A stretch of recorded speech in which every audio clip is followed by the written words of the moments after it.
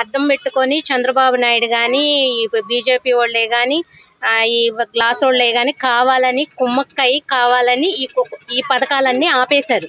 ఎందుకంటే జగన్ గారు గెలుస్తారు కదా, ఈ పథకాలు అమలు ఏంటంటే ప్రజల్లోకి ఆయన వెళ్ళిపోతారు, ఆయనకి మంచి స్పందన వస్తుంది, ఇలా దురుద్దేశంతో చేసి కావాలని ఇవన్నీ ఆపేశారు. మొన్న ఫంక్షన్ కూడా అంతే, అవ్వాతాతలు ఎంత ఇబ్బంది పడ్డారు. నడి రోడ్డు మీద పిల్లలతో అసలు తీసుకెళ్తుంటే కాళ్ళు కాలిపోయి కానీ వాళ్ళు పడిపోవటం కానీ అంతా వాళ్ళు చేయటం మూలానే కదా. అదే వాళ్ళు ఈ సచివాలయం వాలంటీర్లు వచ్చి ఇళ్ళకి ఇస్తే ఈ 3 సంవత్సరాలు అసలు ఏమన్నా ఇబ్బంది పడ్డారా? రోడ్డు కోసం చూసారా? చూడలేదు కదా. ఈ కావాలని ఆపటం మూలాన వాళ్ళు రోడ్డు మీద వచ్చి ఎంత ఇబ్బంది పడ్డారు.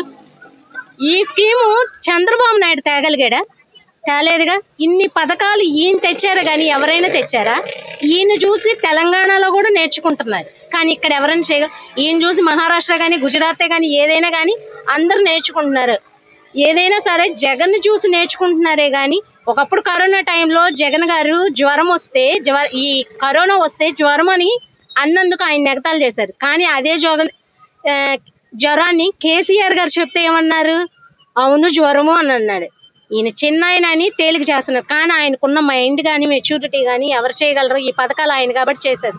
2 సంవత్సరాలు కరోనా టైంలో కూడా ఆయన నెట్టుకొచ్చినట్టు ఎవరో నెట్టుకురాల. ఇన్ని పథకాలు అందిని కూడా ఈయన వల్లే పొందాం కానీ మాకు తెలియక మేము చంద్రబాబు నాయుడు పాలనలో కూడా మేము తెలీదు. మాకు తెలియదు కూడా. ఇల్లు కూడా మాకు వచ్చినాయి ఆయన మూలాన్ని, కాబట్టి ఆయనకు ఓటేస్తాం.